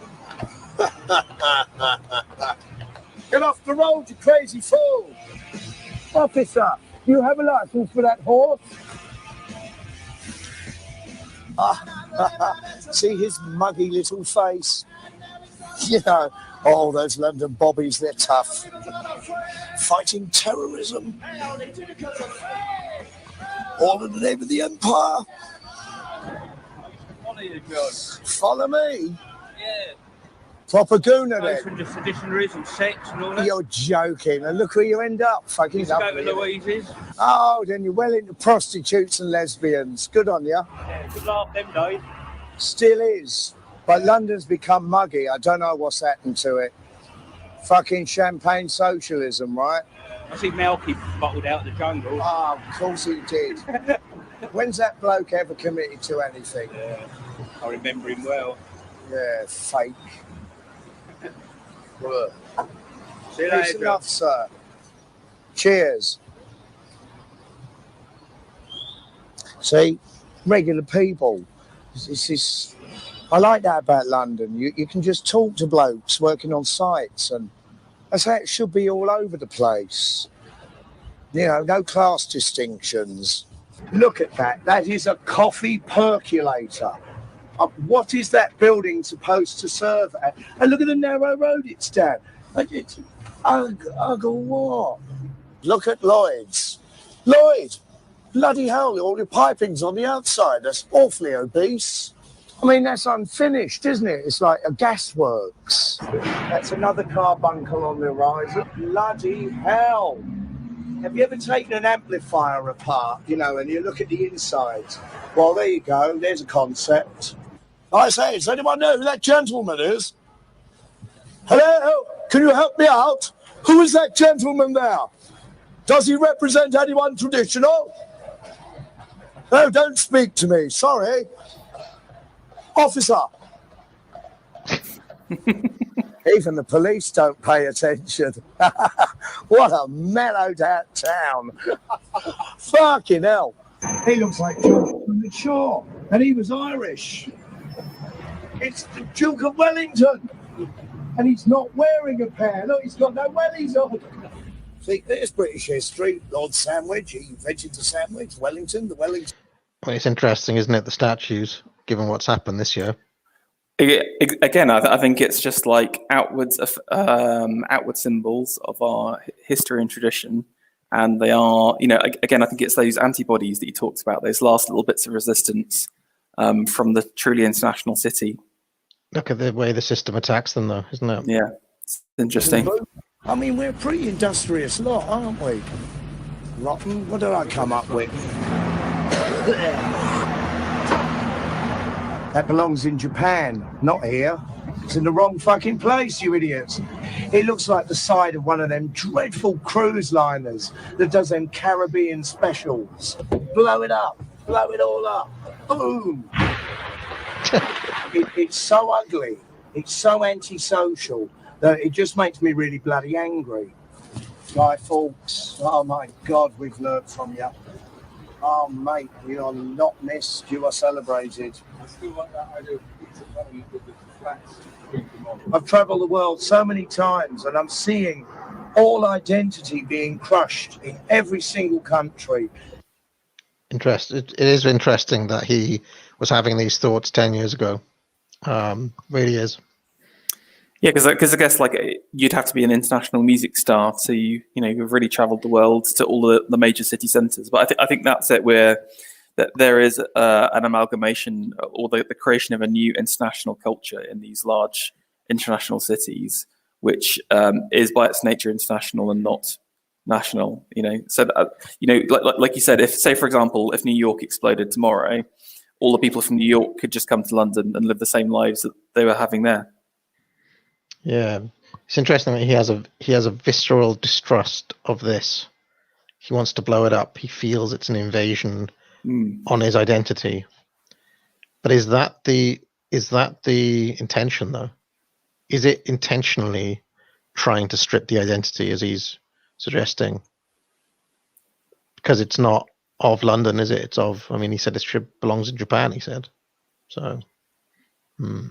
That it's like, name of what? Modern, cold, calculated commerce that just wants to sell us crap and wants us to take crap and shut up and enjoy it. There are so many cell phone companies. I mean, that's become a meme, isn't it? Shut up and consume. Just enjoy Star Wars. Don't complain. As this has become more and more rampant. Company shops in London now. It's bizarre. Record stores are closing down to sell cell phones. For what? Who are you going to ring? There's nothing to say to anyone anyway, except, bloody hell, what are you doing tonight? Oh, nothing, Oh, cool. London's full of people outside in the street smoking cigarettes or on a cell phone or both at the same time. It's not friendly anymore, at least in this part. But then again, I don't think it ever was round here. It's always been about commerce, but with no sense of values. Welcome to beautiful London. We're in downtown. I think it's the bank. Well, there's a bank. You see, one thing I wonder if there's a contradiction in Johnny Rotten's basic worldview is that he wants to break down the classes for there to be no classes, but he also wants to preserve tradition. So, and I don't think he's drawn that connection that you need for there to be a value system. You need the hierarchy. Yeah, exactly. Or he wants that local English tradition, but then we're all one people and we're one human race or whatever. Like you were saying earlier, you can interchange anyone and they can just integrate fine. You can't have it both ways. But what I see there is that there's just some incoherence. He hasn't worked it out. He hasn't figured it through. So his natural instincts are being tainted by older iterations of this same ideology. He just doesn't see it. Do you understand what I mean? I do. And his reaction is just so visceral. It's just something from his gut, because like you said, he just hasn't he can't articulate it properly. Somewhere nearby, well, you got better on that. But there's also this glorious avoidance of the wondrousness of the Bank of England and the beauty of a £1 note. This is St Paul's, Breaking-Neck. See, they've cleaned this up too. But in a weird way, I liked the stone all dark. It meant something. It meant it was substantial and stood there for a long time. Polishing it up like this makes it look like Disney World. Removes history. Leonardo da Vinci paintings in the Vatican, they want to clean them up and take the grime off. I mean, I'm sure the bloke, when he painted them, was well aware that they would deteriorate over time. Well, isn't that the point? Things are supposed to. Look at my face. In 30 years, it's most seriously deteriorated. Am I recommending a facelift? Certainly not. A little bit off topic, but I happened to see footage from 2012 of Joe Biden earlier. My God, how that man has deteriorated in 8 years. It's unreal. It's top level politics or whatever. Like I'm already seeing Bojo just like aged like decades in a single year. I think it's just that exposure. But I think there's an interesting point that Johnny has around that.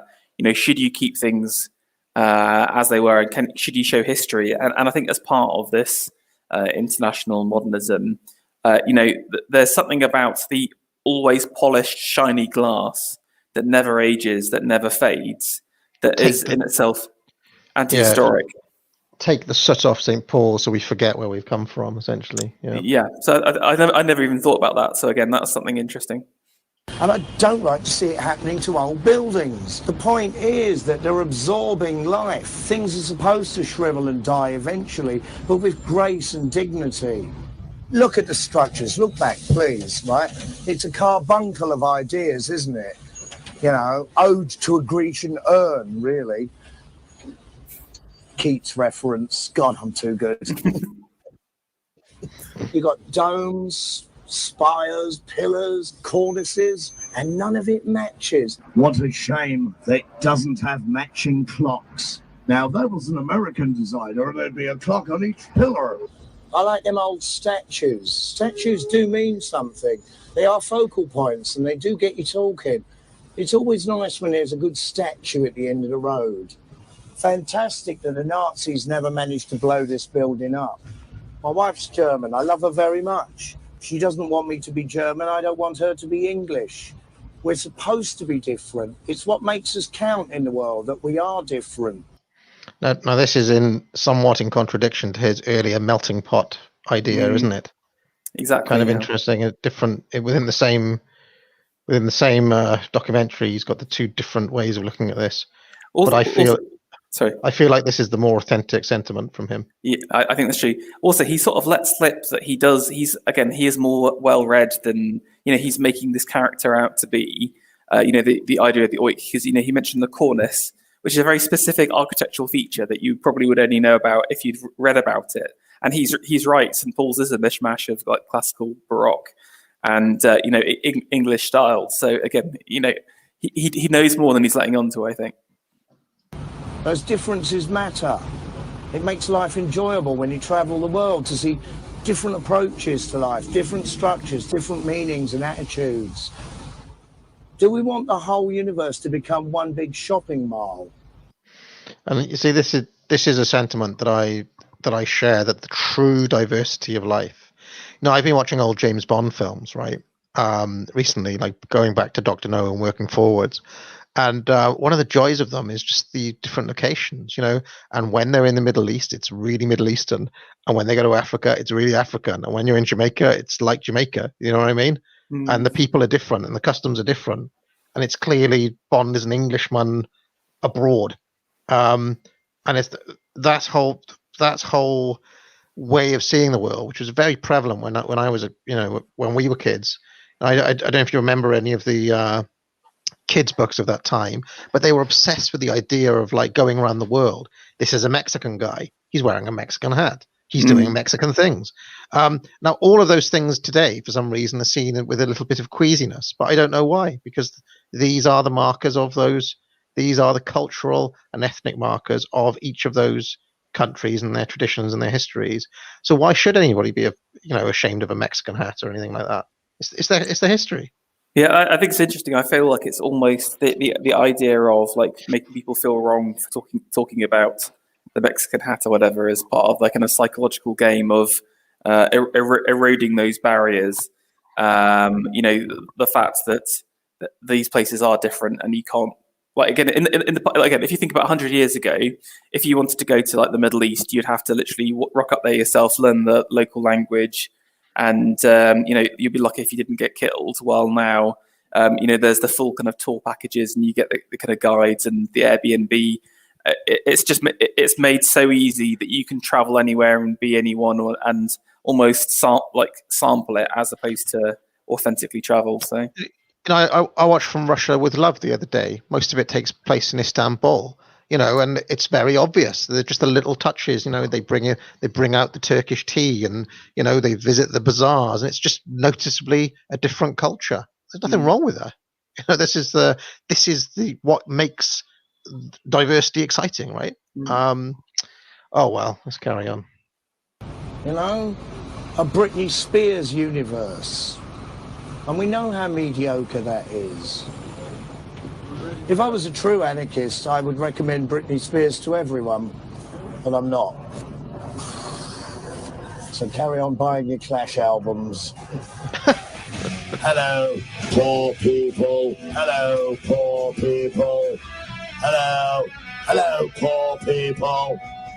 That might sound arrogant on the camera, but the people I'm saying that to, they know what the gist in this is. Because I'm still poor people. I mean, I did this bus ride today thinking like, oh, yes, great, they'll always be in England. And I'm ending up really depressed by what I'm seeing. It's gone wrong, all right? We've got to take this back off these silly sods. It's the Americanization of the universe. So it's just the way it expresses things. It's gone wrong, and we have to take things back off these silly sods. Does sum up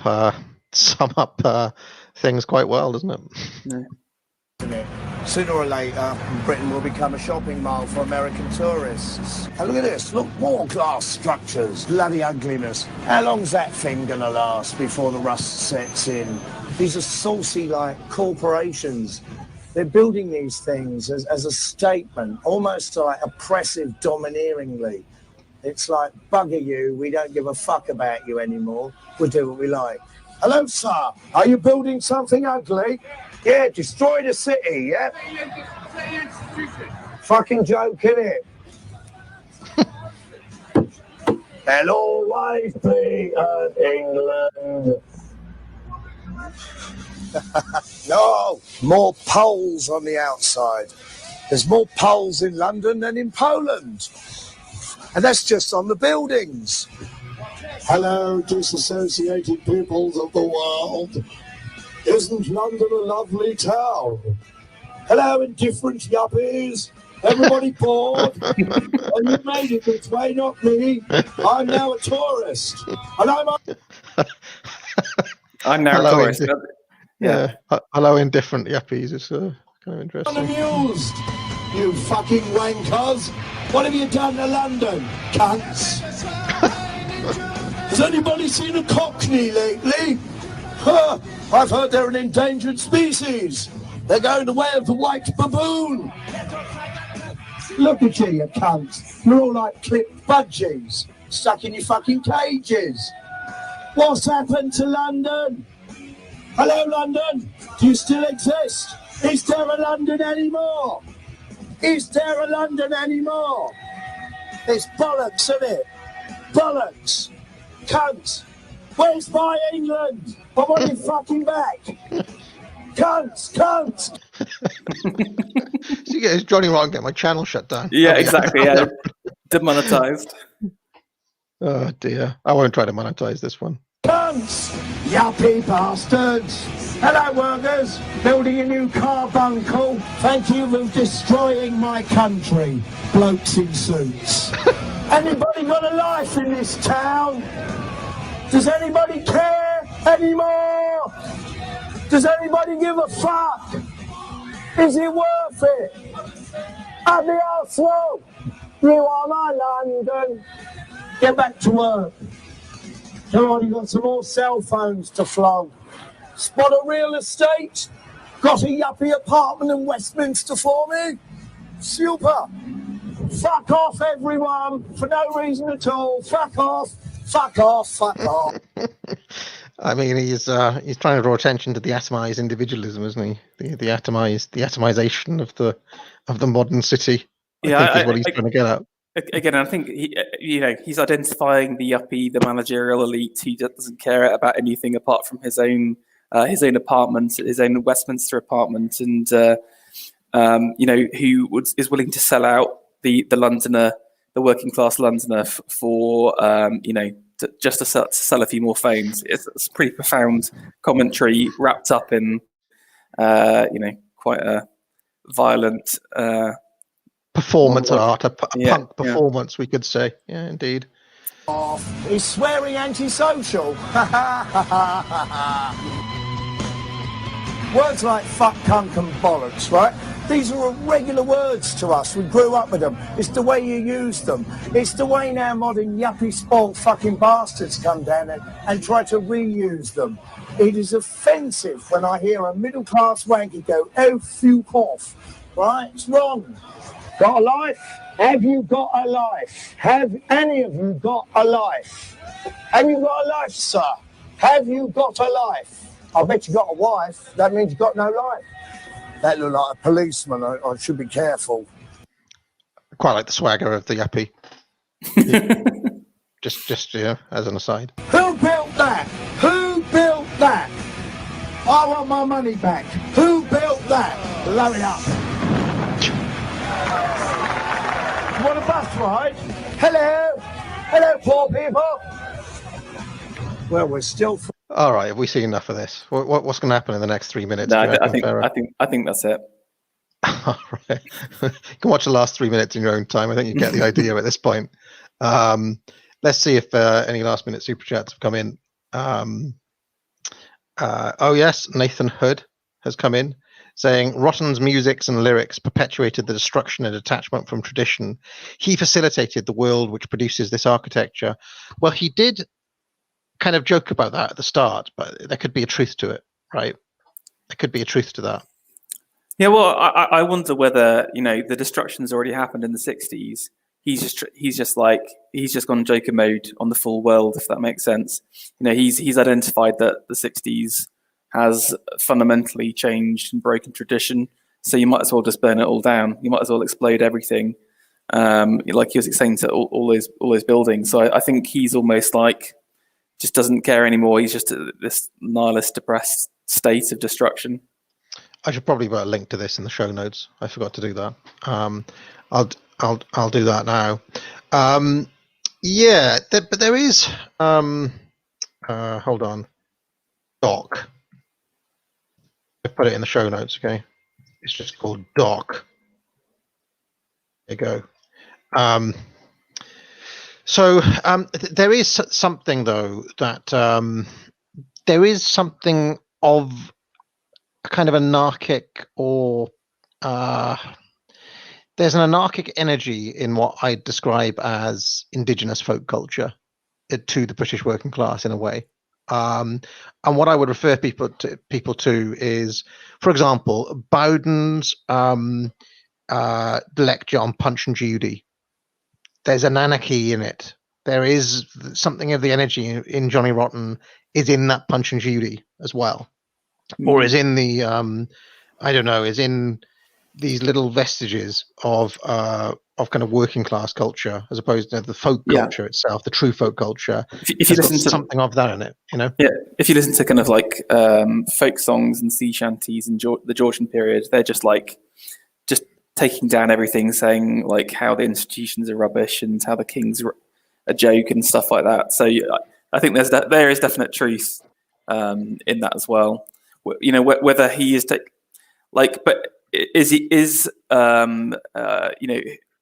is punk and anarchy and the working class in a position to take down and erode culture like Nathan has potentially said? I would argue, you can't can't destroy culture from the ground up. It always has to be from the top down, and that's why even though he's kind of shouting out and lashing out, he would have never taken down anything. They always love to talk about the unheard voices, don't they? But really, that is the voice. His voice is the one that is not being heard. If you want to put it that way. Managerial Elite Toaster says, English people I have always loved: Michael Palin, John Cleese, John Lydon, and Ricky Gervais. Yeah, in fact, I would say if anybody is responsible, I would say Palin and Cleese, as much as everybody loves Monty Python, are as responsible as anyone for tearing down the old hierarchical traditional England, because they lampooned the ruling elites and the managerial class of that time so thoroughly and so well in Monty Python that I just don't know if they could recover. To the extent where if we saw any of those people now, we'd assume it was satire. Does that make sense? Like if you saw the man with the bowler hat, or the man with the old, some vestige of the old aristocracy, or the upper crust, my mind first would go to a Monty Python sketch rather than thinking, well, this is authentic or this is real. Does that make sense? So I think comedy can be very effective at slicing down elites if given a voice. And of course, that was front and center from the BBC themselves, like you said, top down. Bubblegum Gun says best punk bands are the Chameleons and the Killing Joke. I assume you mean the Chameleons UK, because there are two bands called the Chameleons, and I think the better one is the Chameleons UK. All right. Well, what did you make of Johnny Rotten's Tour of London? Did you enjoy watching it? Yeah, I thought it was a real roller coaster. He's a really interesting guy, and obviously there's just so many conflicts with his own ideology and what he says. There's so much love and anger in one person, but I think he is speaking a lot of truths at the same time, and he's kind of like like a man with a billboard saying that the end is nigh 10 years ago, and we're living in the destruction that he was warning us about. So why don't we play out with more of Johnny Rotten calling people names from the top of a bus? Sure. Following the police horse's arse. Right, that's how far we've gone. We've been beaten by a horse in traffic in the middle of London.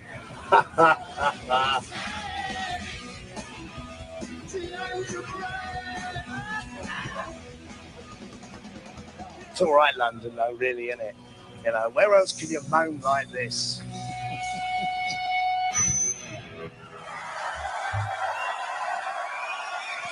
I hate heights, I really do, but this is all right. I'm okay with this today, because I haven't seen London from this point of view except in an aeroplane. I can see trees and greenery way off in the background and the hills. So you still get a sense that this was once a country full of human beings. A major city like London, full of history. And what does it really look like? Not a lot, mate. Not a lot. Mugged out of our own country. It's a shame, right? Centre of London, and it's a bicycle wheel that stands out. All right? I don't know how many times I can moan about that ugliness. But I do think the phrase "mugged out of our own history" is quite powerful. That's it. You can really coin the phrase, Conti. He's got some nice little one-liners in there. Yeah. People should go back through this and write down the one-liners, use them, reappropriate them. I'm right. I'm right. Be nice to think I was an anachronism of the past. We had a future here that was worthy of talking about, but my God, I got it right. 30 years ago, I was bang on the money what they were going to do to this place, and they've done it, and no one stopped it. They've murdered the town. It's hideous. God, I never thought when I was young I'd say Manchester was more pretty than London. Even Scousland. Don't let the sun go down on me. It's nice, that, isn't it? It's nice. lips. The only thing they can't take away from you really is the sun, but you have to be like 500 feet. Embrace Zoroastrianism. They can't take the sun away from you. I was going to say it's very Carlylean, in touch with the natural spirits. So. Yeah, well, I mean, you see, this is the thing about. I was trying to explain this before. No matter what his rational brain is telling him, this is an artist of some way who has an artistic spirit that is tapping into something beyond himself. Even if it's coming out in all of these weird ways, he can sense something's not right. That is what artists do.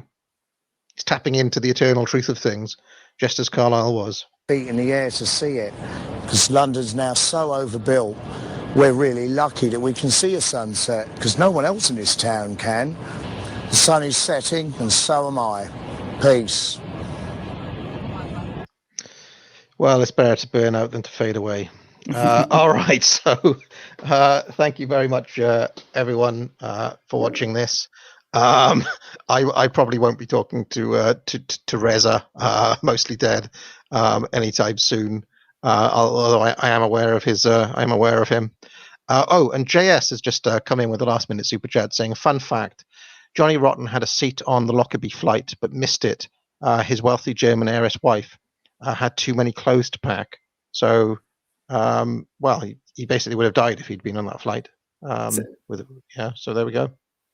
Yeah, it's interesting. His wife's quite wealthy and an heiress or whatever, Yeah, I mean, the other person who's got a wealthy heiress wife is Hans Hermann Hoppe, who has a Turkish wife who's basically like a kind of, as far as I can make out, like a kind of sugar mummy. Anyway, thank you very much, Pharaoh. I'll leave you go. Maybe if I can be bothered later on, I'll do some debate analysis. Oh, and by the way, remember to buy my economics course, only £350. It'll teach you everything you need to know. There are some awesome conservative trends. And Pharaoh, anything to plug, sir? Yes, we've got the Foundations podcast coming out on Sunday, where we're going to be doing early Gothic. So it's a great time to jump right in and hear about Gothic architecture. Yeah, and I'll make sure I put that in the show notes too. All right. Thank you very much, everyone. Thanks, guys. Bye.